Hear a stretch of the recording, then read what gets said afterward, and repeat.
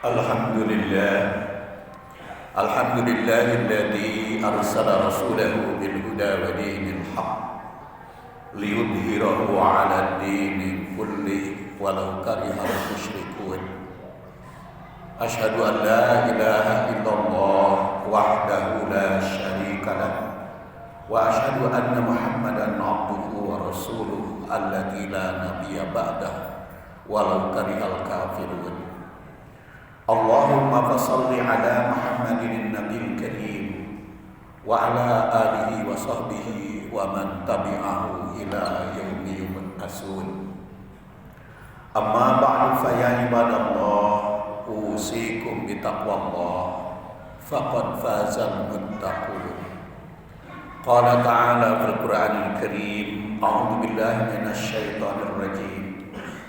Ya ayyuhalladzina amanu taqullaha haqqa tuqatih wa la tamutunna illa wa antum muslimun.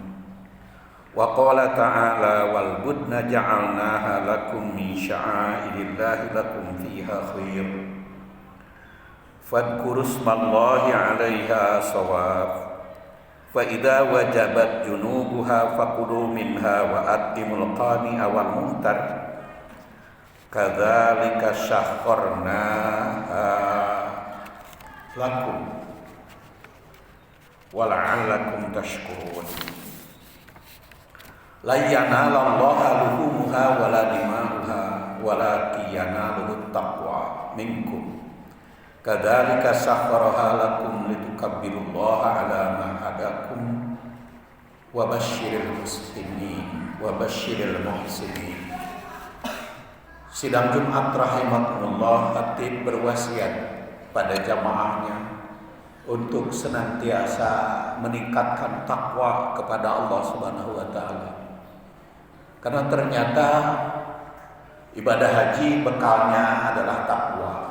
Wa tazawwadu. Berbekalah takwa, dan doanya pun untuk mengantarkan jamaah haji dengan zawwadakallahu taqwa wa ghafara dzanbak wa yassara lakal khair aisuma kunta. Semoga Allah membekalimu takwa, mengampuni dosa, dan memudahkan di dalam segala hal dimanapun Anda berada.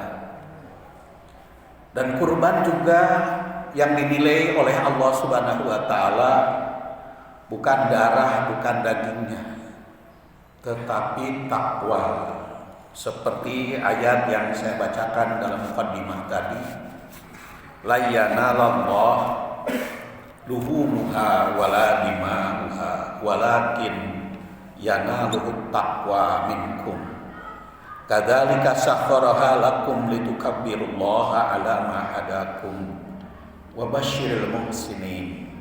Tidak akan sampai kepada Allah luhumuha dagingnya, wala dima'uha demikian pula darahnya, walakin tapi yang sampai kepada Allah yanaluhu at-taqwa minkum dari kalangan kalian. Kadzalika demikianlah syaharaha lakum, Allah menaklukkan hewan-hewan itu kepada kalian, litukabbirullah agar bertakbir kepada Allah, ala ma hadakum sesuai dengan petunjuknya, wa basyiril muhsinin dan beritahukan kegembiraan bagi orang-orang yang berbuat ihsan. Tersirat di dalam ayat ini bahwa ibadah kurban harus bertujuan dan berbasis takwa, karena hanya takwa yang diterima oleh Allah. Kemudian syukur kepada Allah atas didaklukkannya hewan, sehingga bisa kita nikmati, bisa kita manfaatkan beribadah kepada Allah Subhanahu wa taala. Dan litukabbirullah, mengagungkan Allah, bukan mengagungkan diri dengan korban itu, tapi mengagungkan Allah. Serta mahadakum, mengikuti petunjuk Allah Subhanahu wa taala yang melalui rasulnya. Wa basyiril muhsinin, dan gembira bagi orang-orang yang ihsan. Artinya misi ibadah kurban juga ihsan, berbuat baik kepada Allah maupun berbuat baik kepada sesama manusia. Pertanyaannya, bagaimana ibadah kurban yang bernilai takwa dan menghasilkan membina diri keluarga agar bertakwa. Dan Rasulullah SAW memberikan teladan bagi kita. Kita ketahui bahwa hari ini tanggal 10 Zulhijjah 14 abad yang lalu, setelah Rasulullah SAW jumroh Aqabah, pulangnya dari Muzdalifah dan bercukur setelah jumroh, lalu beliau melaksanakan ibadah penyembelihan. Ini diterangkan oleh Jabir bin Abdullah yang wafat tahun 78 Hijriah dan diriwayatkan oleh Muslim yang lahir tahun 206, wafat 261, nomor 2137 hadisnya.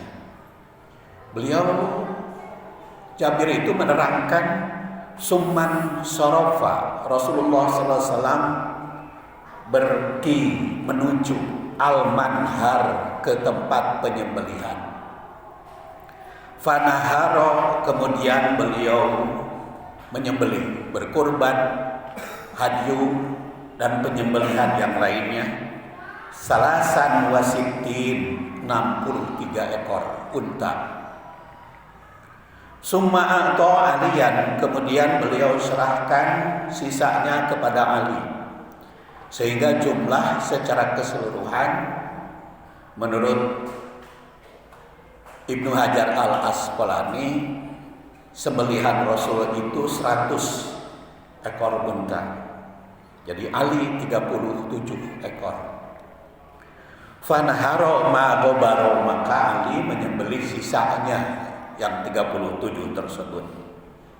Wa asyrakahu, dan berserikat fi hadihi, di dalam hadiyunya, dalam kurbannya itu. Kemudian setelah Ali bin Abi Thalib menyembelih secara keseluruhan, jumlahnya 100 dengan Rasul sallallahu alaihi wasallam, summa amara, Rasulullah sallallahu alaihi wasallam memerintah min kulli badnah, dari setiap hewan yang disembelih, bibat atin, memotong sebagian-sebagian dari daging yang disembelih itu. Faju'ilat fikidrin, dan dimasukkan kepada suatu wadah untuk alat memasak. Fatubihot, dan dimasaknya daging sembelihan tadi. Fa'akala, dan Rasul sallallahu alaihi wasallam, termasuk Ali bin Abi Thalib juga memakan daging yang dimasak tersebut, dimasak di tempat penyembelihan itu. Dan juga para sahabat yang hadir ikut memakannya bersama-sama. Min lahmiha, dagingnya, wasyariba min marokiha, dan juga meminum kuahnya. Sidang Jumat rahimakumullah, ada pertanyaan dari pelaksanaan Rasulullah SAW berkurban tersebut. Minimal yang saya garis bawahi ada 3. Apa makna simbolik yang terkandung dalam praktek kurban sebagaimana tergambar di dalam hadis riwayat Muslim itu, yang diriwayatkan jadi dari Jabir bin Abdullah yang wafat 78 Hijriah itu. Apa makna simboliknya? Kemudian yang kedua, bagaimana aspek ritualnya? Ibadah kurban dijalankan oleh Rasul yang diterangkan dalam hadis tersebut. Karena beliau itu kan bukan tukang jagal, tapi beliau menyembelih dengan tangannya sendiri. Dan beliau itu kan pemimpin umat, pemimpin bangsa, pemimpin negara, pemimpin seluruh umat. Tapi pada kurban kok menyembelih dengan tangannya sendiri. Apa makna simbol tersebut? Kemudian yang ketiga, apa nilai sosial yang ditarik dari pelaksanaan itu? Kenapa nilai sosial? Karena beliau setelah menyembelih suruh memotong, masak dan makan di tempat penyembelihan, dan makan itu bersama-sama dengan umat di tempat penyembelihan. Itu apa yang dimakan? Hewan yang disembelih oleh beliau itu makan bersama. Apa nilai sosial?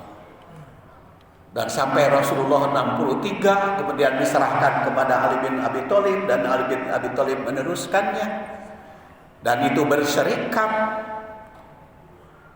yang memang ditunjukkan di dalam hadis lain. Kalau bagi sapi, unta, sedengan itu berserikat untuk 7 orang atau 7 kepala keluarga kurbannya. Sidang Jumat rahimakumullah, tentu saja pertanyaan itu masih banyak. Tapi minimal 3 pertanyaan itu patut kita garis bawahi.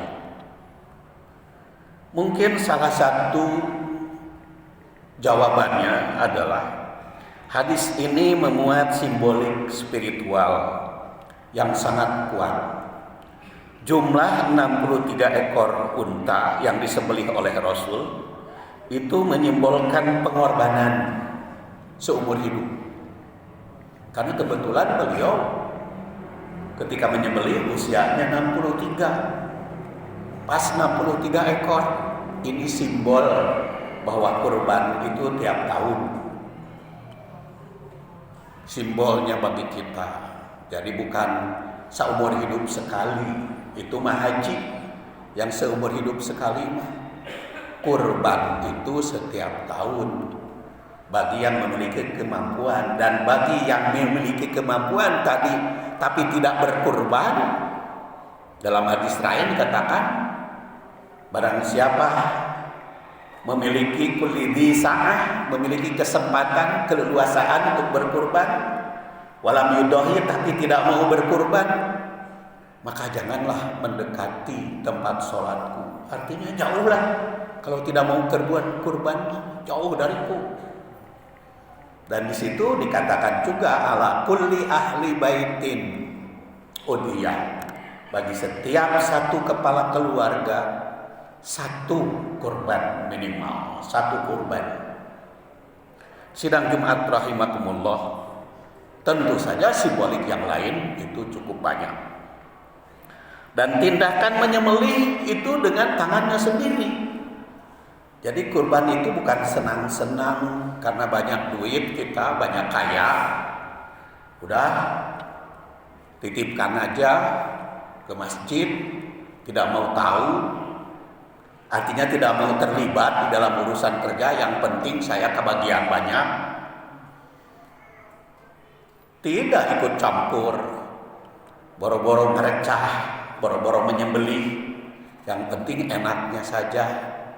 Sehingga simbol kebersamaan sesama umat itu tidak nampak. Ya, Rasul memperagakan, walaupun beliau tukang jagal, ikut terlibat. Ya, terlibatnya apa? Terserah. Apakah mau mencincangnya, apa mau memasaknya, apa mau membelikan plastiknya, atau pangasahkeun bedog, atau apa saja yang terkait di dalam ibadah kurban, atau yang ikut membagikan kepada masyarakat, karena ternyata Rasul pun terlibat. Nah, itu mungkin salah satu maknanya takwa pada Allah Subhanahu wa taala. Kurban, berkorban juga tenaga, bukan hanya harta. Itu simbol jawaban yang pertama. Kemudian yang kedua, ibadah kurban itu ternyata juga ada ritualnya. Praktek di dalam ibadah itu. Ibadah karena Allah Subhanahu wa taala ditunjukkan. Karena beliau lakukan ketika haji wada, penyembelihannya dilakukan langsung. Hewan kurban itu sampai 100 itu menunjukkan ritualnya ada. Jadi bukan hanya sosial. Kenapa? Bukan hanya ritual, karena ada upacaranya. Sehingga beliau ikut campur. Tapi kalau sosial ya kirim duit aja ngumpul, tidak ikut campur pekerjaannya. Tapi ini ada unsur ritualnya selain sosial. Dan sosialnya sudah jelas dibagikan oleh Rasulullah kepada umat. Jadi kalau dikaitkan dengan ayat 36 40 minha wa atimul ba'is al-fakir surat Al-Hajj, mustahik kurban atau orang yang berhak menikmati daging kurban itu, kalau saya urutkan ada 5. Yang pertama adalah konsumsi di tempat penyembelihan. Jadi setelah disembelih, dimasak dan dikonsumsi bersama oleh siapa? Siapapun yang hadir, baik yang menyembelih, yang ngercah, atau yang ikut campur, atau yang hadir saja ketika penyembelihan, silahkan makan. Itu adalah manifestasi akulu minha. Itu adalah mustahik yang pertama. Mustahik yang kedua, akulu minha, itu melibatkan orang yang berkurban itu sendiri. Yang kurban, yang punya dana menyediakan, maka berhak dia memakan dagingnya itu. Yang ketiga adalah tasaddaku, bersedekah untuk fakir miskin, untuk yang membutuhkan. Yang keempat, hadiah bagi tetangga atau bagi al-qani wal muhtar di dalam ayatnya, baik yang membutuhkan maupun yang tidak membutuhkan. Hanya kenal saja siapa saja yang mau, apa yang ngantri di jalan di depan Al-Hikmah ini, atau siapa saja yang mau beri itu adalah mustahik yang keempat. Dan mustahik yang kelima, wadahiru, simpan sebagiannya. Jadi jangan dihabiskan daging hewan kurban itu di tempat penyembelihan sekaligus. Simpan sebagiannya. Untuk apa? Untuk persediaan makan selanjutnya, karena pakulu minha. Jadi daging itu jangan banyak-banyak makannya, sesuai dengan ukuran saja, sesuai dengan kebutuhan. Konsultasikan kepada para ahli berapa bagian yang cocok untuk kesehatan jasmani maupun rohani. Itu adalah 5 mustahik yang berhak mendapatkan hewan kurban kalau kita telusuri ayat dan hadis tadi. Mudah-mudahan kita termasuk orang yang bertakwa menjalankan ibadah kurban tersebut. Ghafarallahu li wa lakum walhamdulillahirabbil alamin.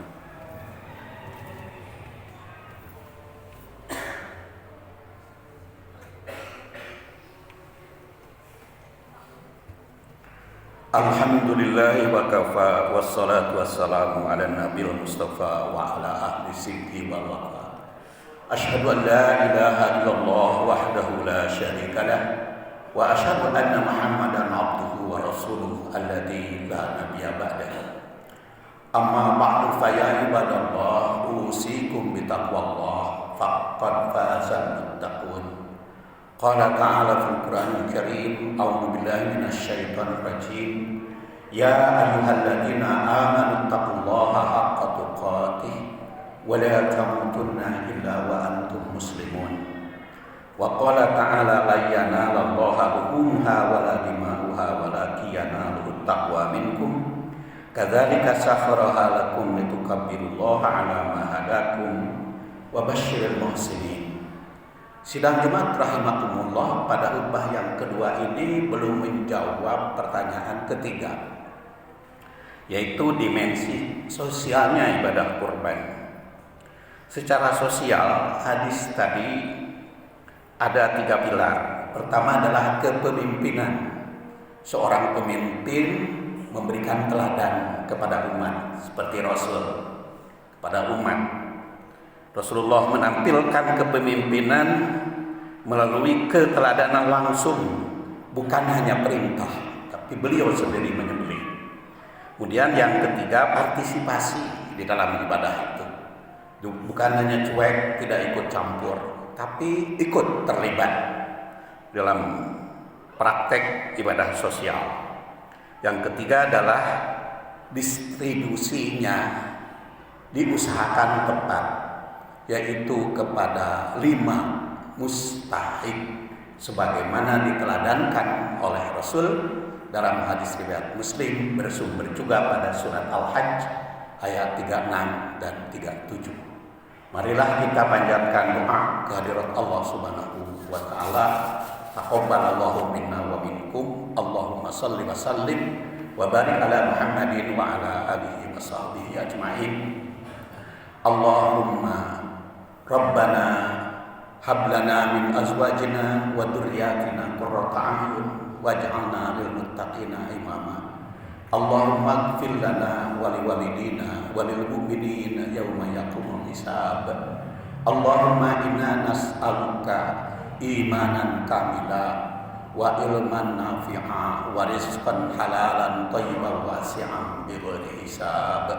Rabbana atina fid dunya hasanah wa fil akhirati hasanatan wa qina adzabannar. Subhana rabbika rabbil izzati amma yasifun wa salamun alal mursalin walhamdulillahi rabbil alamin. Aqimis shalah.